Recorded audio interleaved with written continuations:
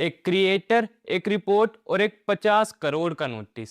क्या इंटरनेट पर कुछ कोट करना आपको इतनी बड़ी मुसीबत में डाल सकता है? पिछले कुछ घंटों से ट्विटर और यूट्यूब पर एक नाम खूब ट्रेंड कर रहा है, मुकेश मोहन, जिसे लेकर यह दावा किया जा रहा है कि नितिन गडकरी ने इस पर 50 करोड़ का डिफामेशन केस किया है। लेकिन यहाँ पर एक ट्विस्ट है। मेन स्ट्रीम न्यूज चैनल्स पर अब तक इसका नामो निशान तक नहीं है, लेकिन सोशल मीडिया पर एक जंग छिड़ चुकी है। अब क्या यह वाकई एक लीगल फाइट है या सिर्फ एक वायरल हाइप?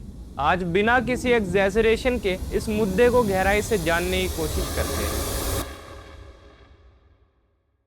जय हिंद, मेरा नाम है अनुराग शर्मा और स्वागत है आपके एक नई वीडियो में।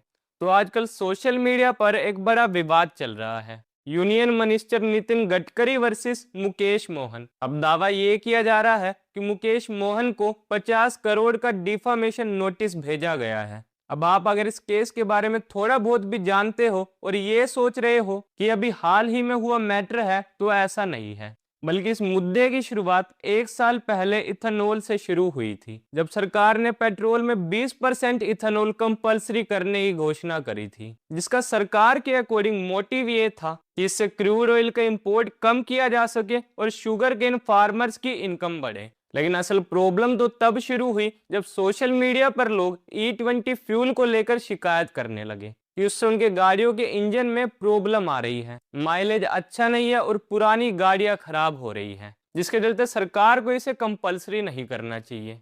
फिर इसके कुछ ही टाइम बाद जब लोगों को ये पता चला कि इथेनॉल बनाने वाली कंपनी मानस एग्रो एंड सियान एग्रो, ये दोनों ही कंपनी उनके बेटे निखिल गडकरी की है, तो आम लोगों का गुस्सा और बढ़ गया और इस E20 फ्यूल का और ज्यादा विरोध होने लगा। मतलब लोगों की गाड़ियों में E20 फ्यूल की वजह से खराबी आने के कारण विरोध तो पहले से ही हो रहा था, लेकिन उससे ज्यादा गुस्सा लोगों को इस बात पर आया कि इन्होंने अपने पर्सनल फायदे के लिए कंज्यूमर के पास कोई चॉइस ही नहीं छोड़ी और पेट्रोल में 20% इथेनॉल कंपलसरी कर दिया। अब जब ये सारी बातें चल रही थी और सोशल मीडिया पर भी उनके खिलाफ काफी नेगेटिविटी स्प्रेड होने लगी, तो यूनियन मिनिस्टर नितिन गडकरी और union petroleum minister Hardeep Singh Puri लगातार इस इथेनॉल स्कीम का डिफेंड कर रहे थे और इवन इसे प्रमोट करने के लिए कई सोशल मीडिया इन्फ्लुएंसर से पेड कैंपेन भी करवाया गया। पेट्रोल को इथेनॉल के साथ ब्लेंड करके कार्बन एमिशन को कम किया जाता है और इससे फार्मर्स का भी फायदा होता है, क्योंकि बोल रहा था आजकल एथेनॉल है पेट्रोल में, पता नहीं क्या दिक्कत हो रही है। पता नहीं क्या है।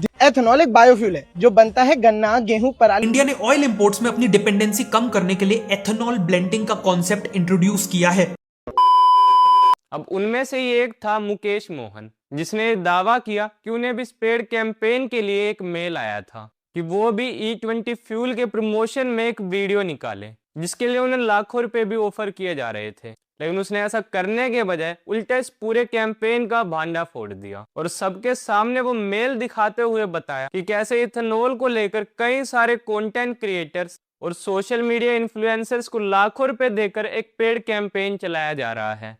अब यहाँ तक तो फिर भी सब ठीक था, लेकिन अभी हाल ही में कुछ ही टाइम पहले मुकेश मोहन ने नितिन गडकरी को लेकर एक और वीडियो बनाई, जिसमें उसने कारवैन नाम की मैगजीन में छपी एक रिपोर्ट से बताया था कि कैसे नितिन गडकरी के फैमिली बिजनेस और एक रैम्बेल agro and food private limited company के बीच डायरेक्ट कनेक्शन है, जो कि एक एग्रीकल्चर और ड्राई फ्रूट ट्रेडिंग कंपनी है। लेकिन कैरवैन मैगजीन की रिपोर्ट में ये पाया गया कि ये कंपनी दूसरे देशों में बीफ एक्सपोर्ट करती है, जिसके सियान एग्रो इंडस्ट्रीज के साथ काफी क्लोज फाइनेंशियल और मैनेजमेंट टाइज है, जो कि नितिन गडकरी के बेटे निखिल गडकरी की कंपनी है। अब इसी कैरवैन मैगजीन की रिपोर्ट को बताते हुए मुकेश मोहन ने एक वीडियो बनाई थी, जिसे लेकर ये दावा किया जा रहा है कि उसके खिलाफ FIR दर्ज करते हुए 50 करोड़ का डिफामेशन केस किया गया है, जिसका इल्जाम यूनियन मिनिस्टर नितिन गडकरी पर लगाया जा रहा है कि उन्होंने अपनी छवि बचाने के लिए डिफामेशन केस किया है।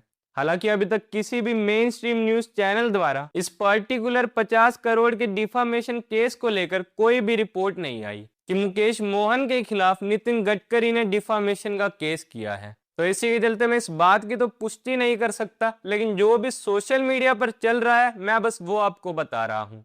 और हाँ, रही बात इथेनॉल फ्यूल की, तो ये बात तो मैंने पर्सनली भी ऑब्जर्व की है कि E20 फ्यूल की वजह से गाड़ी में प्रॉब्लम तो आ रही है।